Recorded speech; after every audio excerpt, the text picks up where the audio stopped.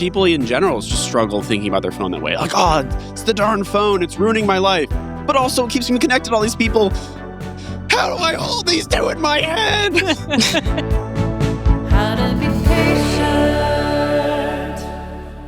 Welcome back, guys, to How to Be Patient. We are very lucky because we have gotten another really cool person and expert to hang out with us.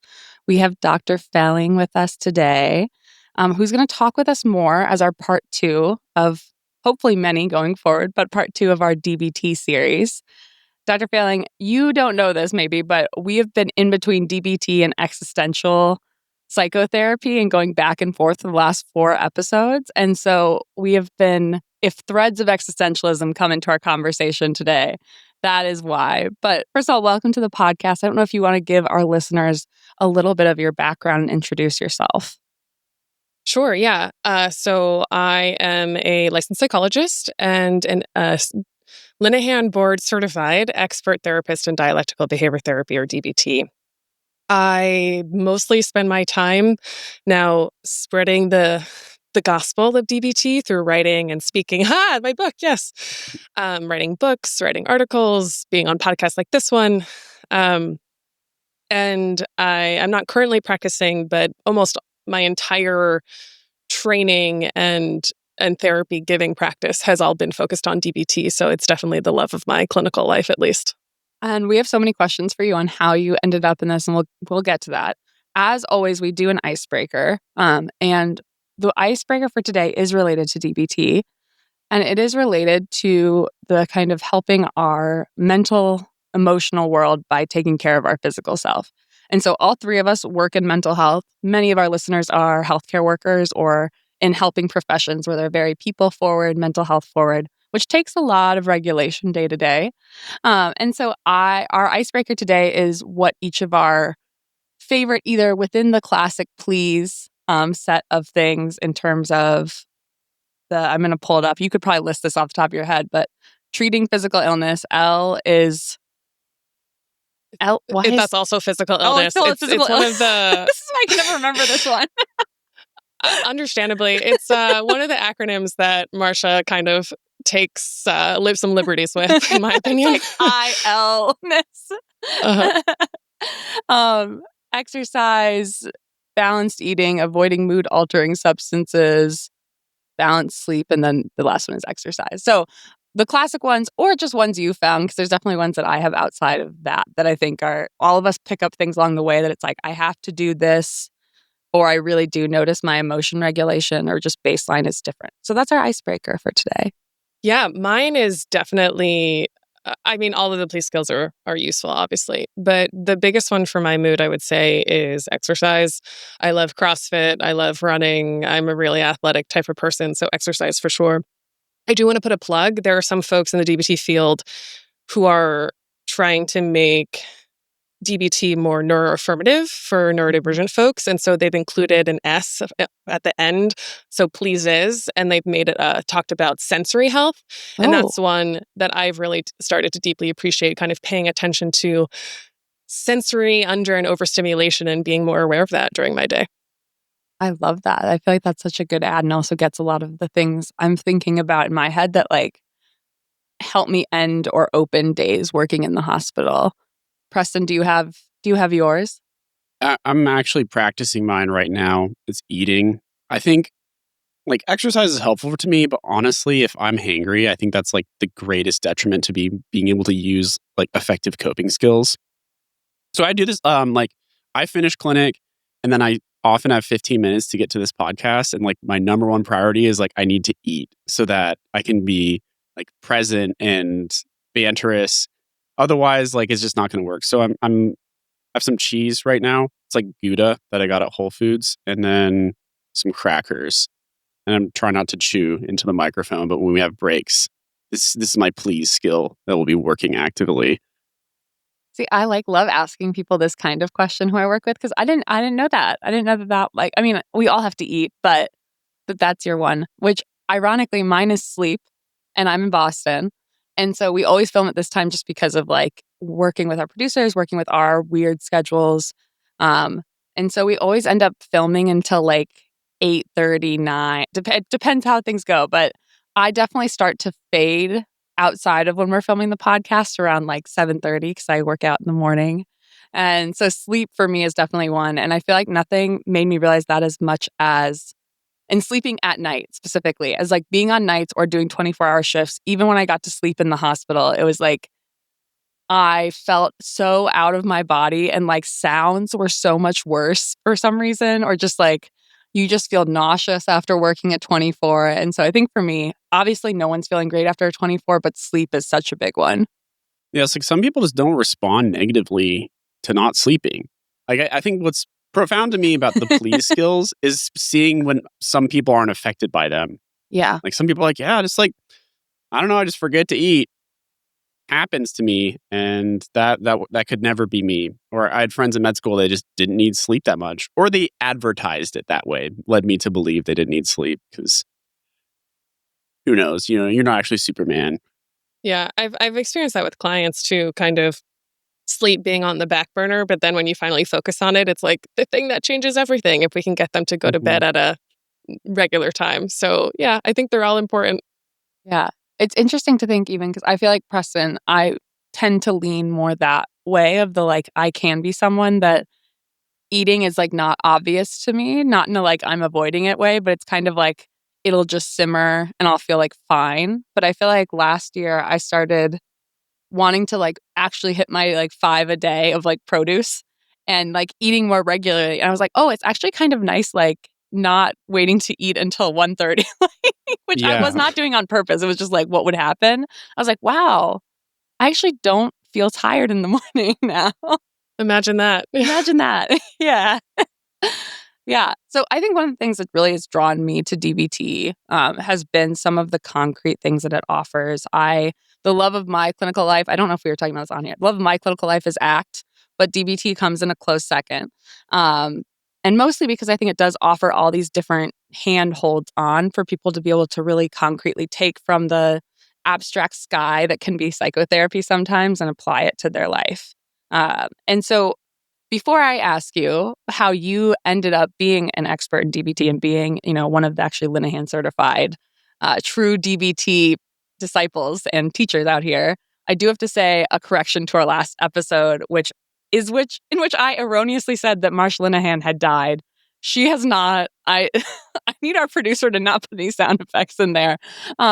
She is alive and well. I don't know why I thought that so confidently. That is my bad. I agreed confidently too. You did.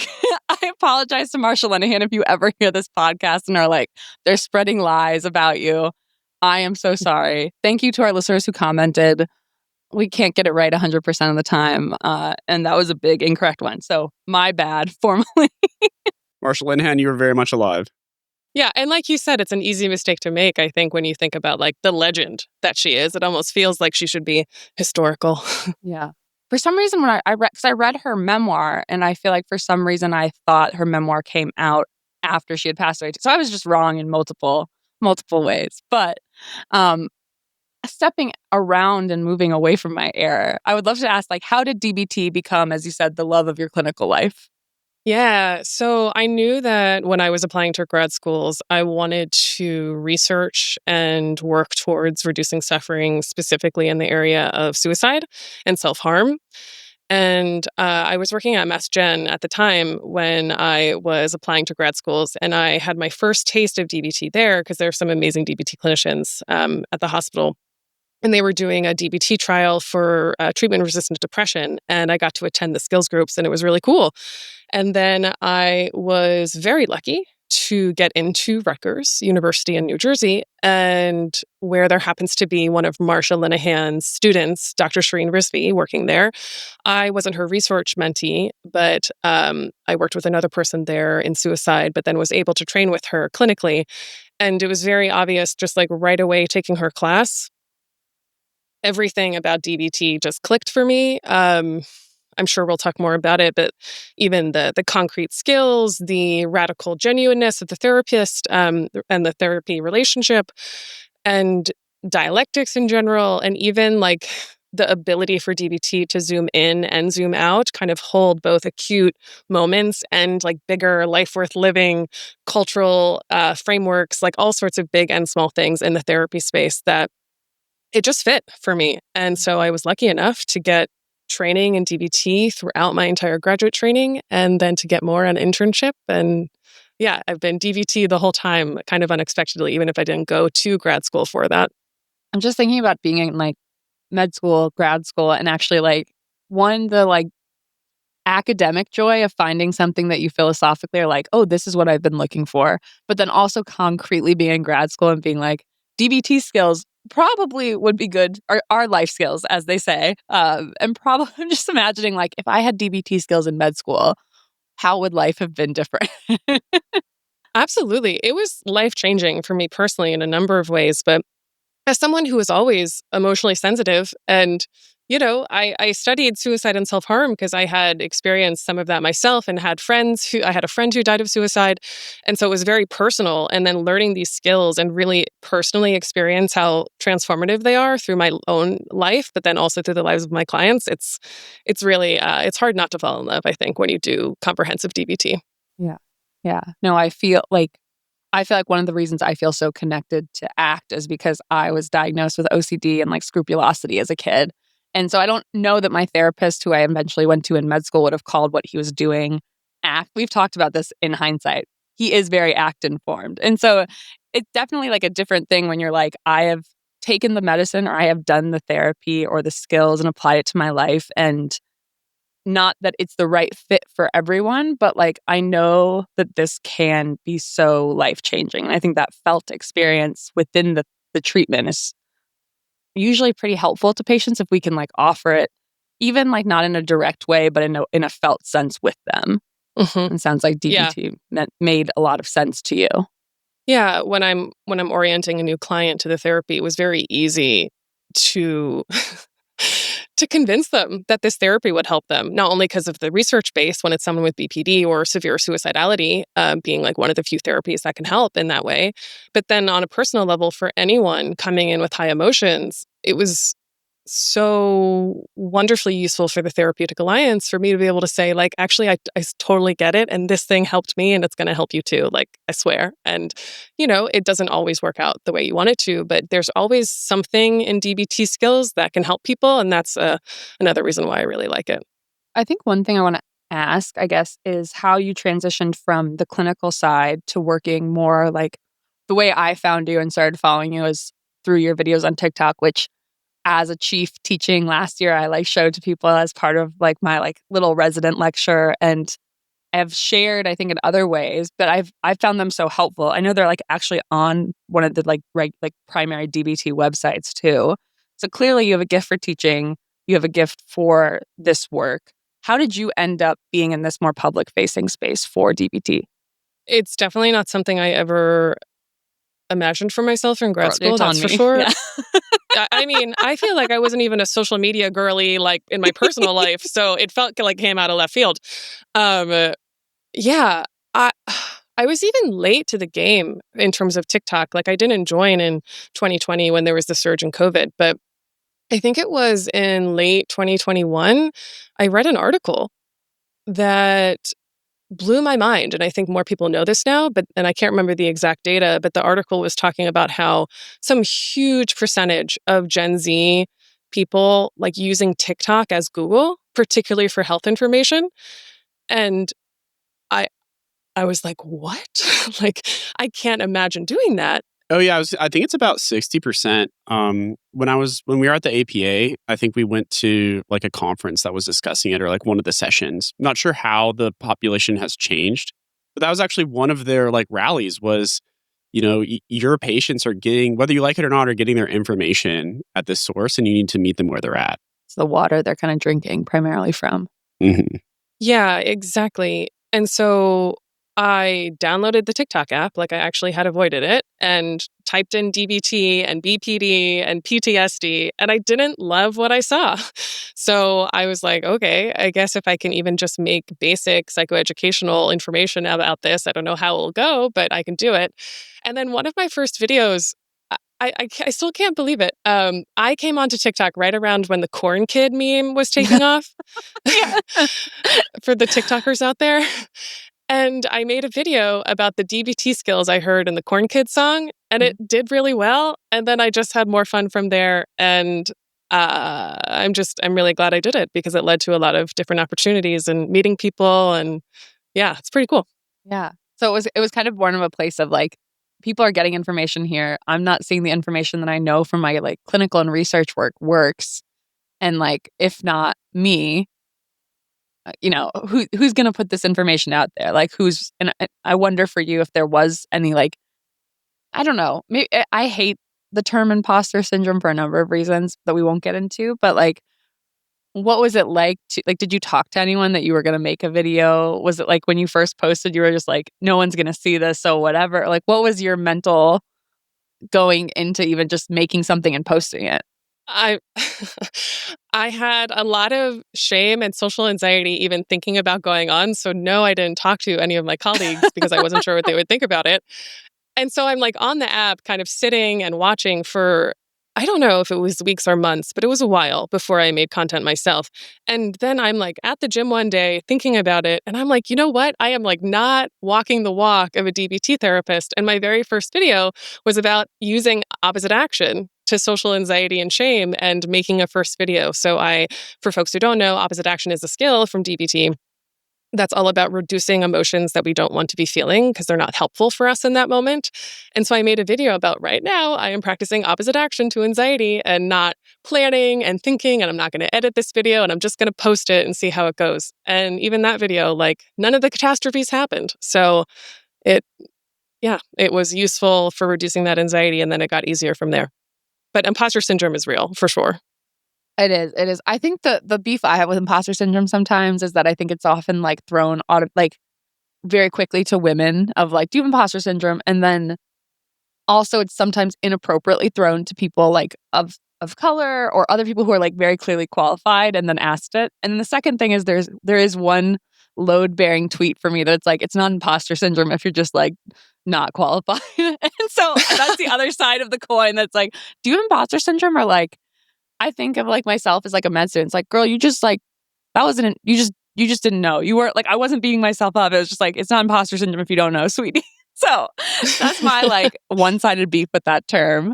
Preston, you look like you're thinking hard on something. Yeah, I have a one-sided beef with it too. Maybe, I think when people use it, it's a way to almost like humble signal. Like I know you feel like you deserve to be in this room, but be like, just the imposter syndrome's getting to me, guys. Like I'm clearly like you guys think so highly of me, I guess. You think higher of me than I think of myself. I think it's almost like a way to kind of like come across humble, underhandedly. So I think maybe I like brush up against that, but that might just be me like peacocking with other white males. Or like whatever we do when we get in a room, we kind of like circle each other, and we're like, like, I know you. You're not an imposter. I'm not an imposter either. Just lean into it, bro. Like, who's the whatever. Yeah. So then the videos did well. The first few videos did well. Had you already been in the like experience that you were like working on this book, which I highly recommend, and also is just like, I don't say this about every book we have, but it's just like, it's a nice paper. Like it's like thick in the right way that's like holding. And like, I just like really like the design. Like, I don't know. I think it's regulating from a sensory perspective as well. Smells good too. I mean, it doesn't have my favorite thing from regular books, like from like literature where it's like the edges of the paper are like not the same, but I don't think any book has that. I think you'd have to be like Viktor Frankl for the book to be that. But it's a beautiful book. I just wanted to say that. But how was this already part of your career direction, or has this been part of the social media stuff as well? Same question for the cards, which I also really like. Yeah. So I had, I'm trying to remember the timeline. I am pretty sure I had started writing the book by the time I'd gotten on to TikTok. But they were unrelated. The book came apart. I was invited to write the book, and I'm so grateful for that because I'd always wanted to write a book, and now like I'm writing more, which is wonderful. And then the TikTok just came out, like it wasn't a requirement of marketing or something like that. I know some folks talk about that. It was really, as I said, just that psycho ed. Um, and then I liked it and then did help kind of get the news out about my book. So, and also thank you. I'm very proud of that with my co-author and I wish I could say we like did the graphic design, but we did not. So thank you to my publisher for that. Yeah. I mean, I think it's like, I feel like this is sort of true in like academic, like healthcare or psychology, mental health stuff, where it can be like there's great information, but then the packaging doesn't do the information justice.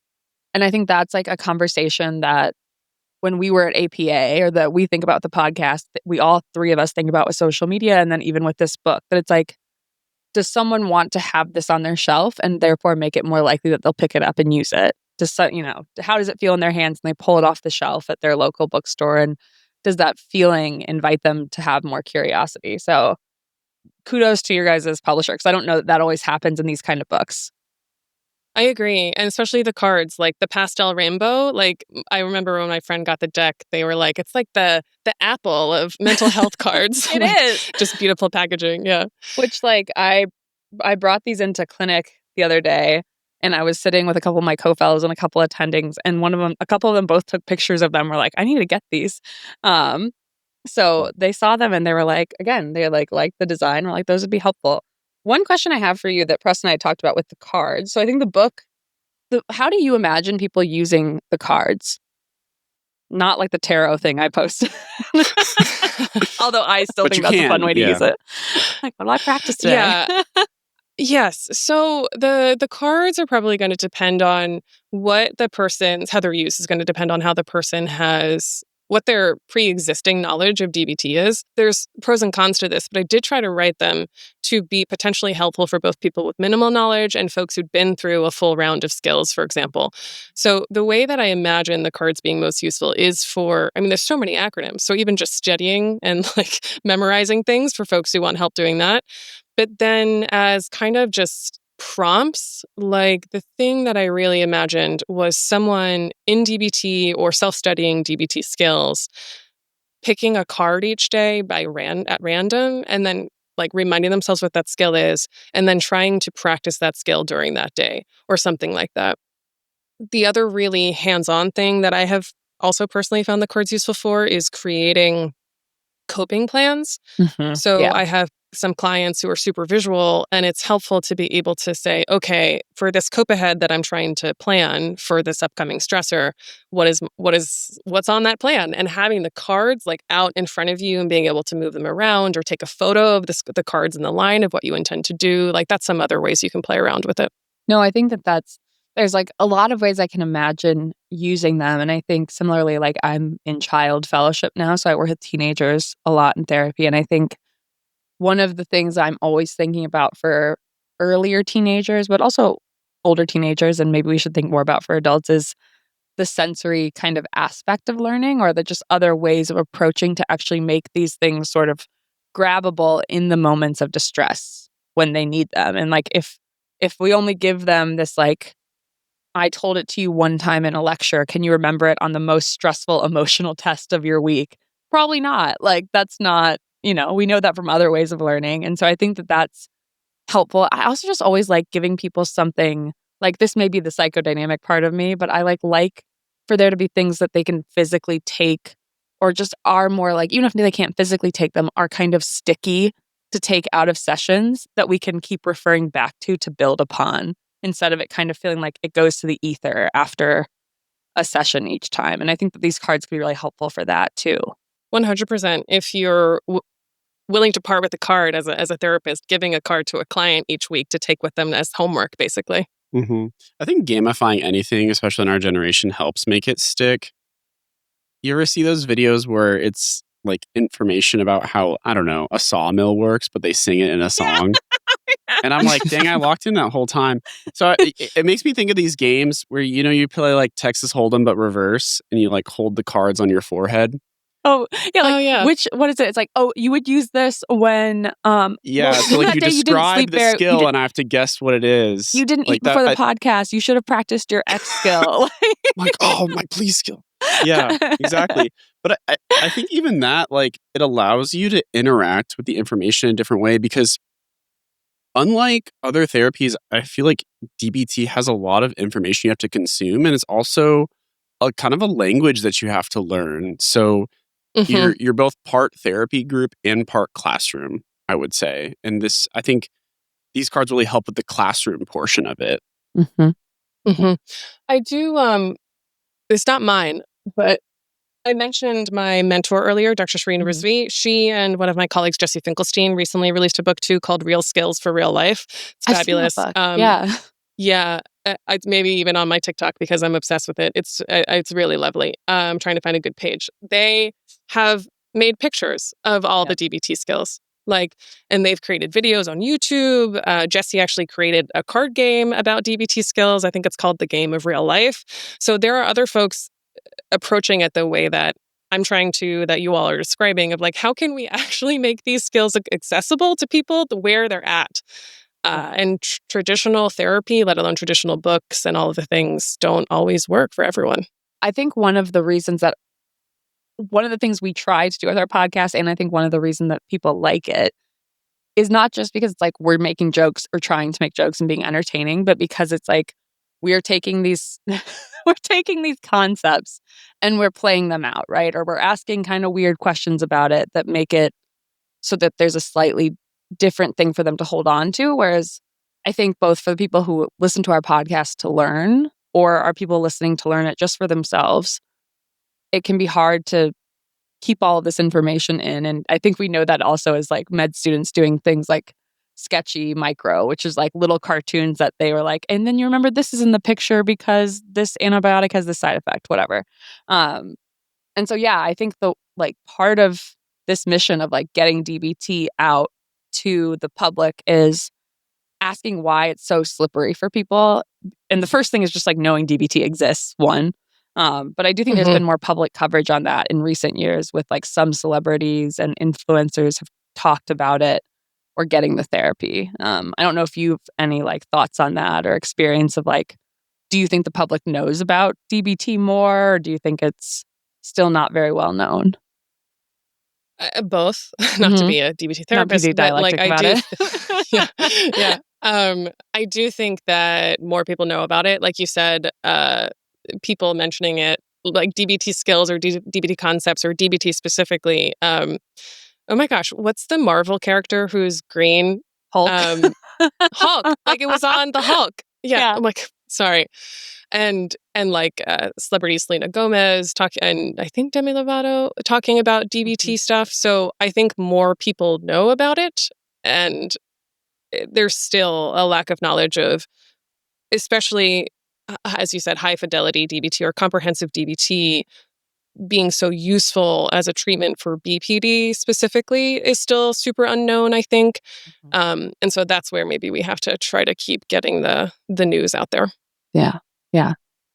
We have more to talk about. We'll be right back after we take a quick break.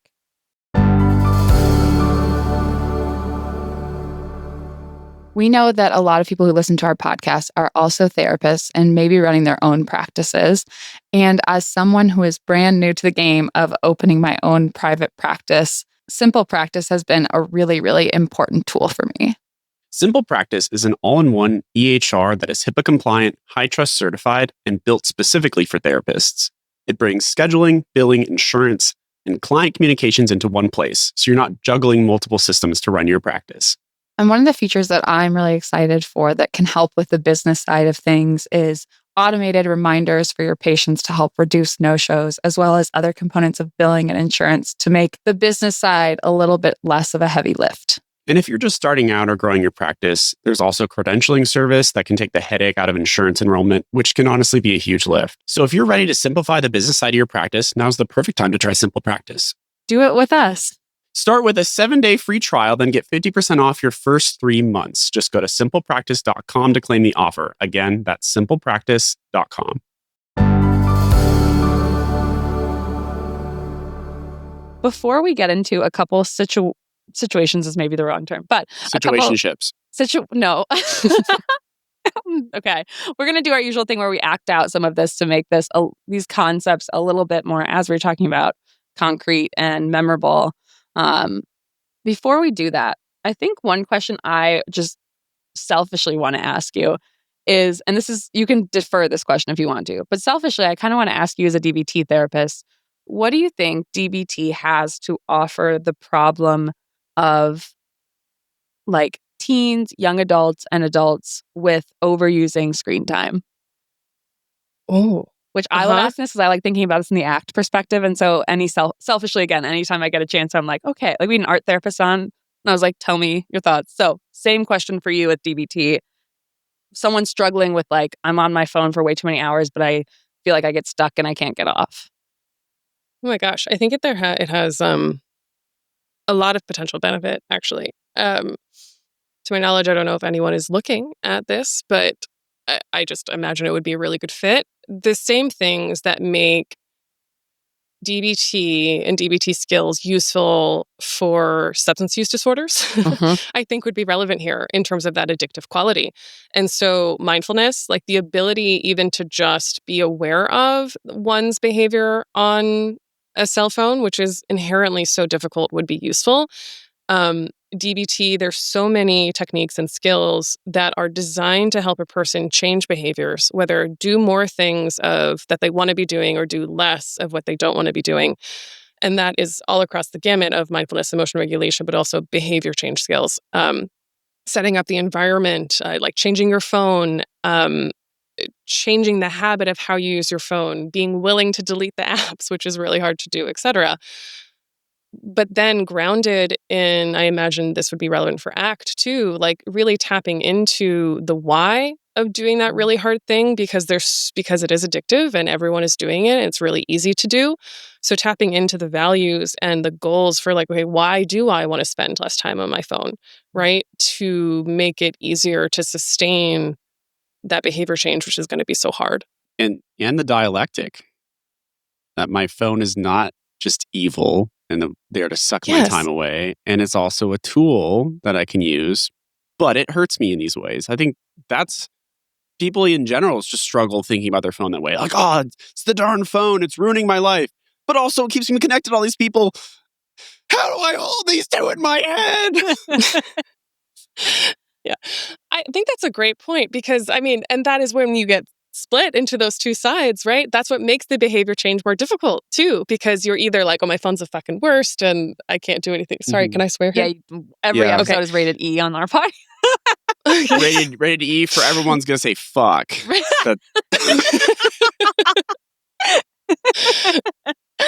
Exactly. Or like, I don't know, I have to be online because it's good for networking or good for my social life or whatever. And those things might be true. So just being able to figure out, okay, in this world where my phone sucks and it's great, what can I do? Yeah. Okay. Are we ready for what makes a lot of our guests nervous, but is just live action role playing? So I have scenario 1. We love to do it. I'm not going to be an outlandish fictional character. I'm going to just be a conglomeration of things. I'm actually not a fictional character at all. I'm not a real person either. But before, like often when we do this, like I've been Eeyore, I've been Sarah Jessica Parker. This is how I've been learning about Sex in the City, honestly, because I don't watch the show, but it's just been through these role plays with Margaret. Yes. We've been The Simpsons and couples therapy. The voice was really good. Oh, thank you. Okay, so for this first one, I may throw Preston into the second one. For the first one, I'm going to give you guys a scenario. So Preston is going to be your first year, second year psychiatry resident or third year who's rotating with you in a DBT clinic that you don't have anymore, but he's rotating with you in a high fidelity DBT clinic. So there is groups. You are having the team meetings. There's other people supporting me as a patient. But you are my, let's say, primary person I'm meeting for the first time after this referral from my very well-meaning psychiatrist.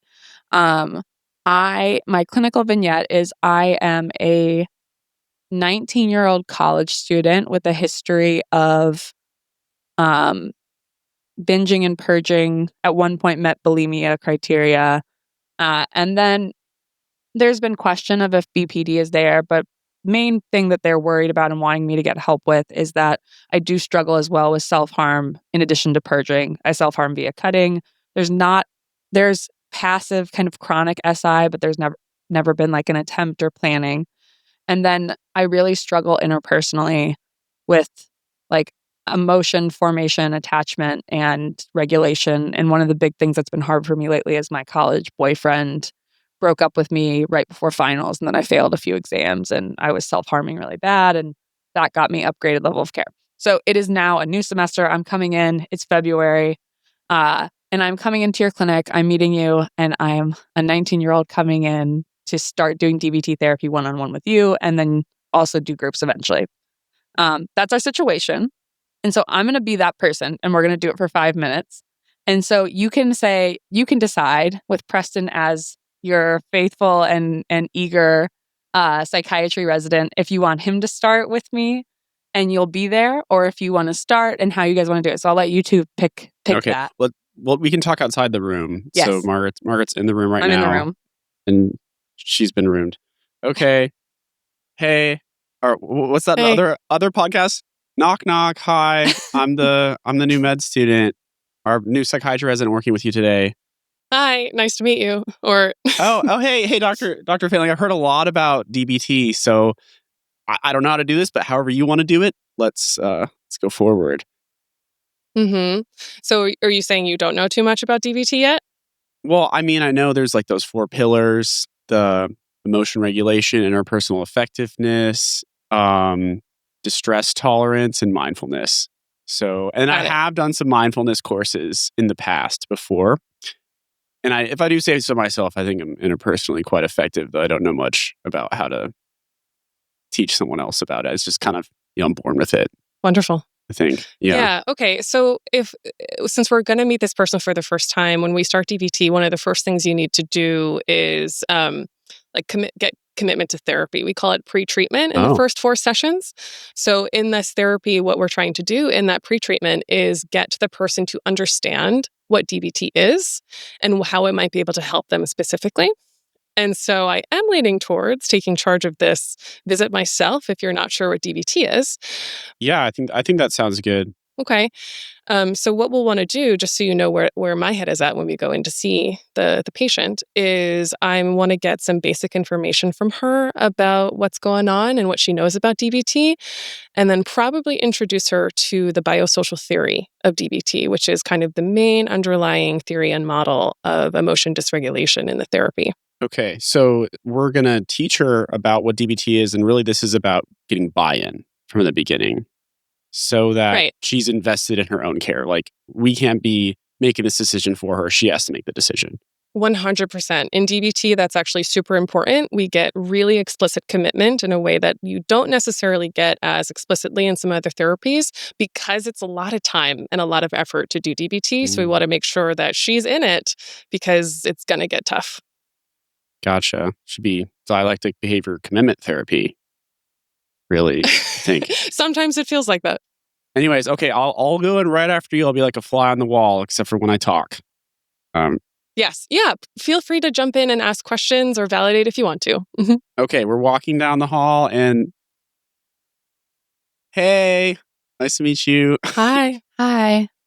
I'm Helga. Hi, Helga. I'm Kiki, and this is...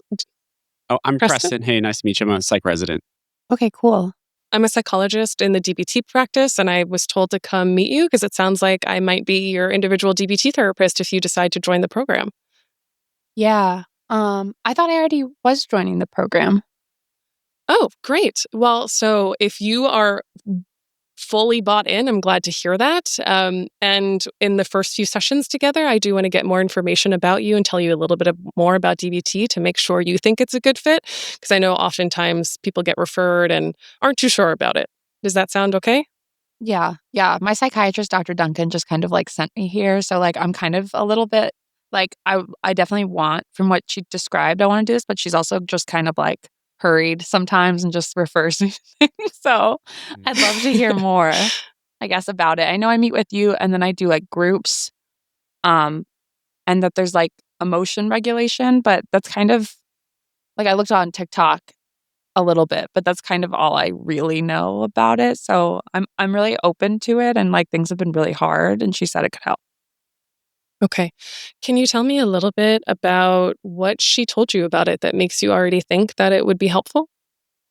So I don't know how much you guys know, but like I like had a really bad like first semester of my freshman year at college here.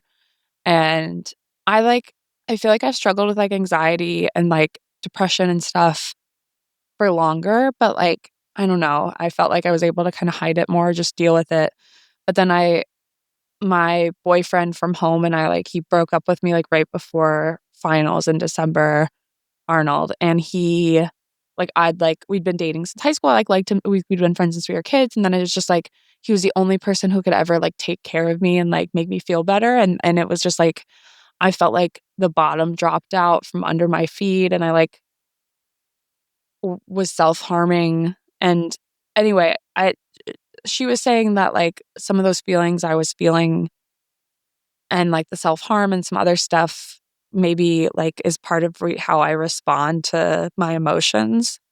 And like they just feel so big. And she said this could maybe help them like, I don't know, feel less big or like not like I'm afraid. Like right now I feel fine, but it just feels like the like ship starts sinking randomly if like one thing goes wrong for me sometimes. Mhm. Mhm. Okay. Well, I'm really glad that Dr. Duncan referred you because what you just described is exactly what DBT was designed to help with. So it was designed to help people who feel really big emotions, like you said, or kind of feel like overwhelmed by anxiety and depression and the things that life throws at them. And then they don't know how to cope with the things that life throws at them. And so then they do the best they can by self harming or engaging in other impulsive behaviors like drinking or binging or purging and other types of coping strategies like that, and can feel kind of lost and overwhelmed and not know how to do anything but those kind of self harming behaviors. So it sounds like that resonates with you. Yeah. Yeah. Multiple of those. You're doing the best you can and you're hoping to do better.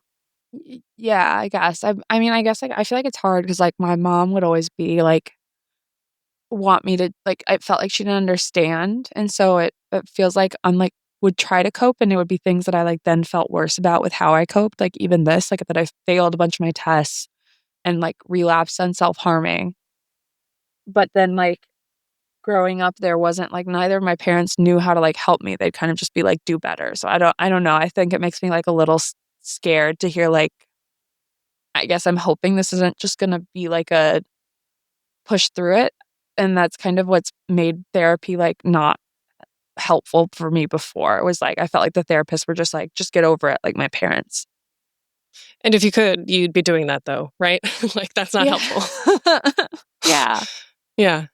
Yeah. So no, you're in the right place then. So what I can tell you about DBT is not only was it designed to help people who feel emotions really intensely, but one of the ways it helps those people is to teach them really concrete coping skills to help in these moments. How can I better understand how I'm feeling? How can I feel things and go through stressful like breakups and exams and all of the terrible, stressful things of life without feeling overwhelmed by it? And then how can I also like get more that I want from life? How can I get more happiness and connection and joy and fun?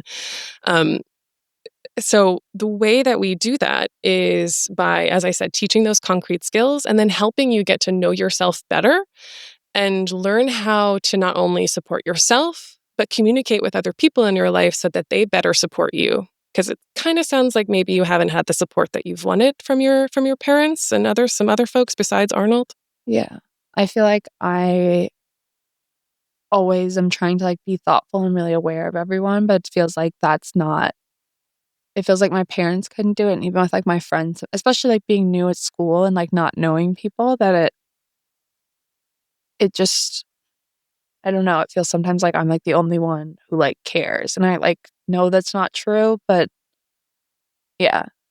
But I also know like what I'm doing is not helping me either. And it's like cutting myself isn't it makes me kind of feel calmer, but like it doesn't I don't want to be doing that. Like I wanted to go to college and be like, we were gonna like I was gonna visit with Arnold and I was gonna like major like pick my major and like build this life that's different than how high school was. And now it just feels like everything is fucked.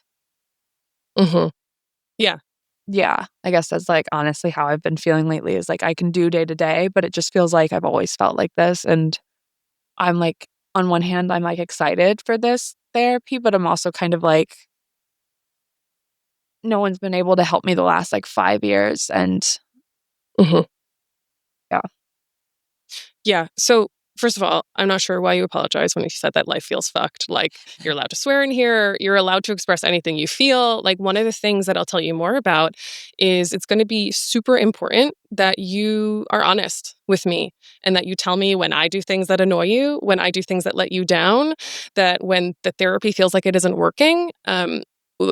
There are these things called therapy interfering behaviors, which is just anything that you or I do that might get in the way of DBT working for you. So I want you to tell me when those things are happening for you so that I can change or I can help us figure out together how we can change it to make it work for you and be a team so that you get what you want out of this. So like your anxiety about this therapy makes perfect sense. And I want you to know that that's going to be something that I'm going to be checking in about a lot. And time. Great job. Great job in our clinic. Sorry, Preston. I didn't have much role for you as the med student. I mean, I think I played it effectively. You were. It was subtle yet great support. Just the nod and wave, boys. Yeah, we are going to take one more quick break, and then we'll be right back, and we'll talk about how this went, and also some sense of like myself as being a patient, your sense as a clinician, and kind of what's common or not in these sort of intakes. So we will be right back.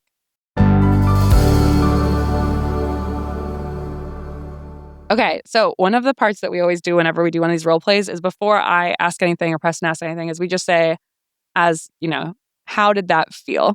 And so my question is, Preston, for you as like the kind of person sort of in the dynamic, but mostly observing it is like, did anything about that surprise you, intrigue you, make you confused? What did you think of that dynamic? I think I was pretty sold on DBT. I mean, I guess I wasn't the primary customer in the room, but like the way Dr. Failing was describing it made me want to try it out myself. I think Dr. Failing, you do a great job of describing all the problems that someone might have and then how DBT specifically addresses those problems.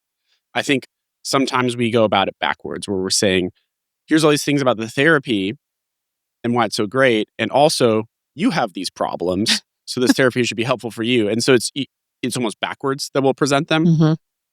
Whereas, you start out with that reflection, normalization, it sounds like you're having trouble managing these big emotions. And have I got news for you? I've got a tool that was designed primo to handle big emotions.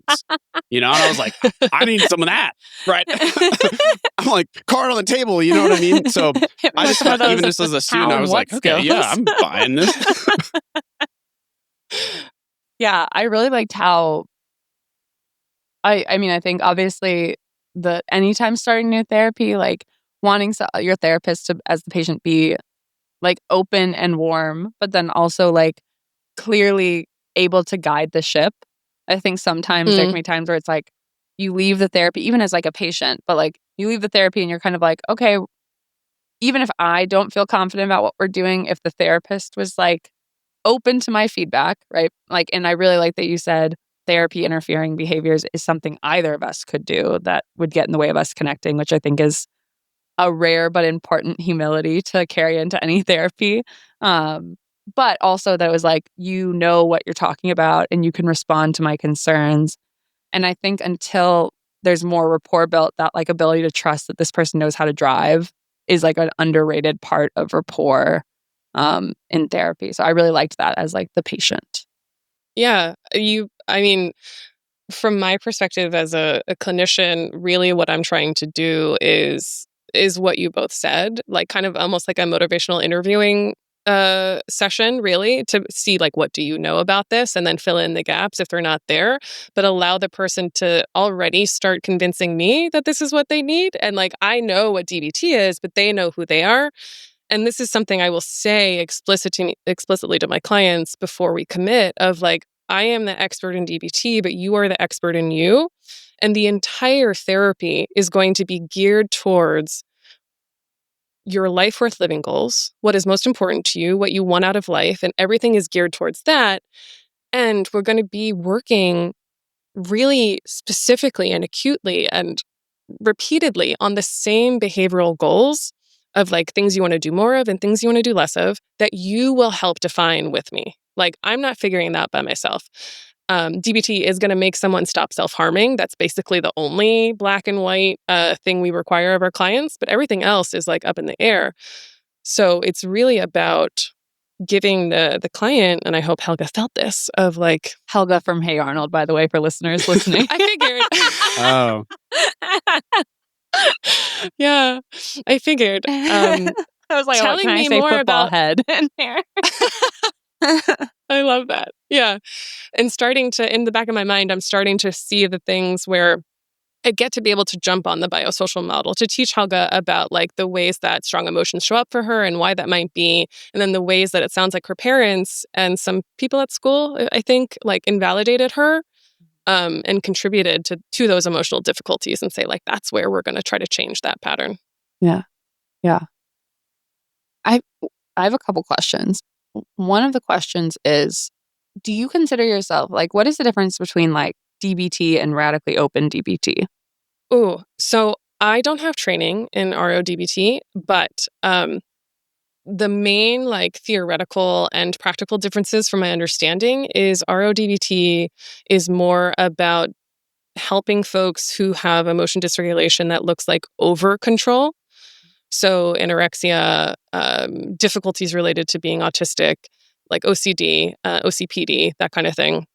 While DBT, normal, Closed. traditional DBT, yeah, closed DBT, Normally is closed more DBT of- versus radically open.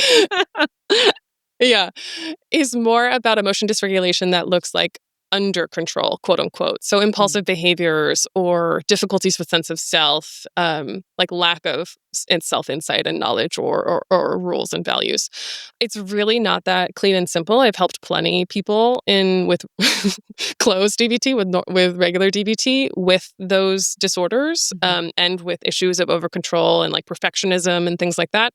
But that is that's kind of the broad difference between the therapies, although RODBT includes a lot more skills and things that aren't in traditional DBT, from my understanding.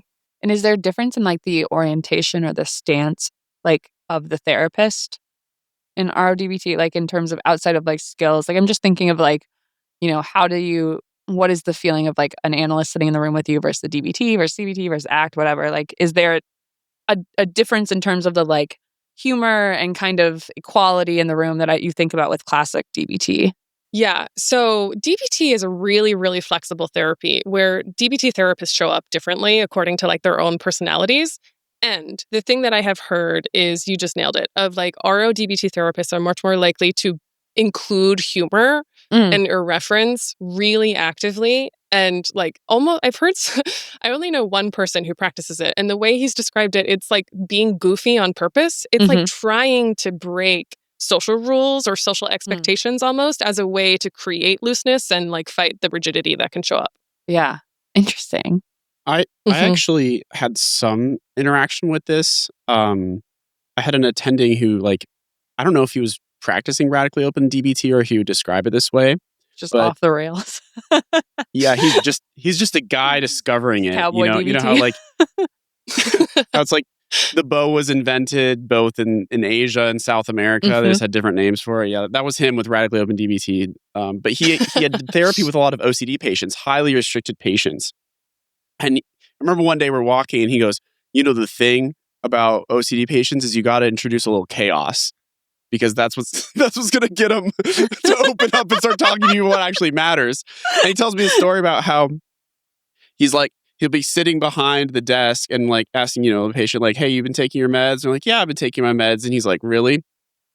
And then he just like throws a sticky note to the edge of the table, and the patient's like staring at it like, why'd you do that? And then he just throws all of the post-it notes up in the air and they're like littering down around them. The patient's like freaking out and they're like, no, I'm taking my meds. Like, why would you do that? And he's like, why would I do that? And then all of a sudden they're actually having like an engaged conversation. So I'm not sure if this guy's just absolutely cavalier or just going off the rails. But when you're describing kind of the intentional humor and breaking down social norms, it just made me think of that attending throwing his business cards or sticky notes in the air and watching them rain down around this patient with OCD and destroying their sense of control. You know the movie Everything Everywhere All at Once, where it's like you have to like it's like something surprising has to happen to break the cycle and go into the next form or whatever. Where it's like, what is that? Like, never let them know your next move. It's like, well, what are you going to do now? There's no clear social rule. Uncertainty is here. And like, I just broke all your scripts. That's interesting. I will say, I feel like an act sometimes, like when you see the videos of like Stephen Hayes, it's like, I don't know that that's how I practice act, and act is similar where there's like a lot of flexibility in how you show up, but there's also like levity and humor and, you know, taking a step back, whatever. But some of the videos of him like doing these like practice things with patients where like he just will choose like a really weird metaphor and it's like so throws them off that they're like, they are kind of like thrown onto another track and interacting in a way that is different than the way they're used to or predicted they would. So maybe we should all start throwing cards. Or Fritz Perls with his like Gestalt therapy. We watched a video of that last time. Oh yeah. That was like kind of a way to break the ice and like precipitate affect. Like we were talking about affect blocking in our existential psychotherapy podcast, and one way to get around affect blocking is to focus on every person's like immediate reaction, even if it would be gauche in a normal social context, with the caveat that you avoid just intentionally rage baiting the patient. But anyways, yeah, so Fritz Perls would do that, I think, well in Gestalt therapy, and he is dead, actually. So March 14th, 1970, Fritz Perls passed away. So just throwing that out there. Okay.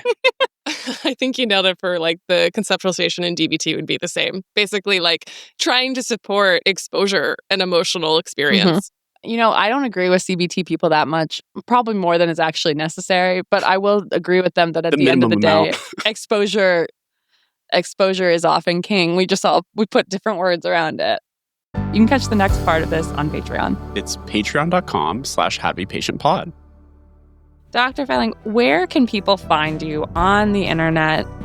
Where's the way they can keep learning more from you outside of this episode? Because there is so much more we could talk. There's, 120 or whatever cards more we could talk about. So where else can they learn from you? Yeah, so you can go to my website, which is my name, kikifeiling.com. But you can also find me on most social media at the handle at DBT Kiki. Just definitely a love, as I said.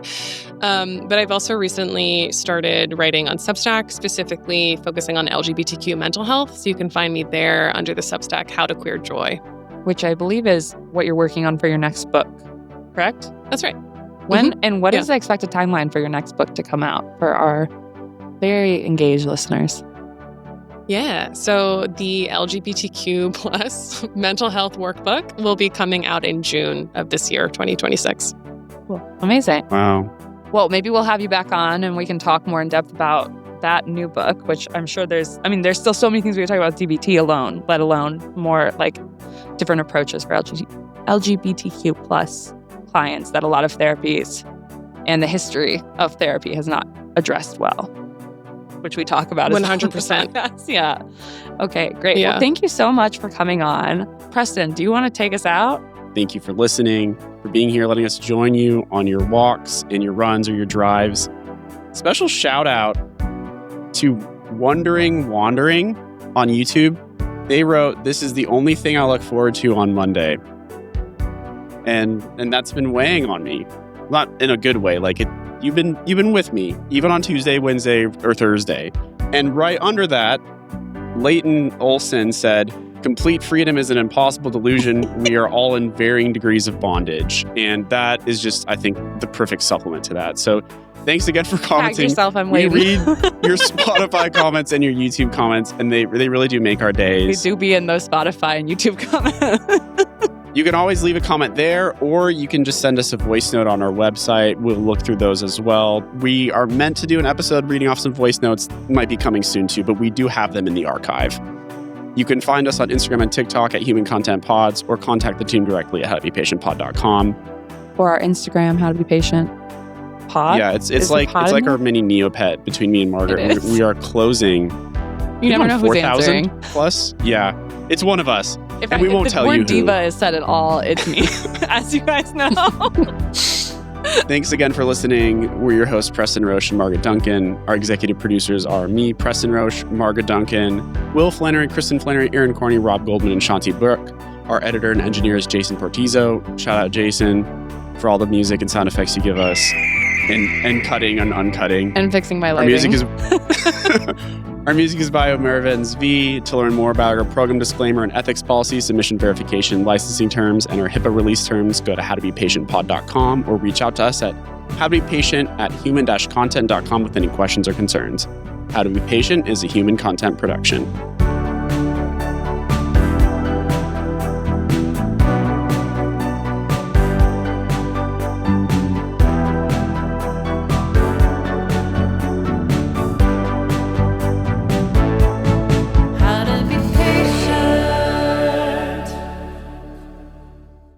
Thank you for watching. If you want to see more of us, or if you want to see, this is Lilac, she's my cat. She's going to be waving her hand at one of the floating boxes, which will lead to more episodes. Lilac, point to the other episodes. Lilac doesn't know what the internet is, but I swear they're there. They probably exist for real. But in the meantime, I'm just going to pet Lilac, and then I'm going to go dance in the background.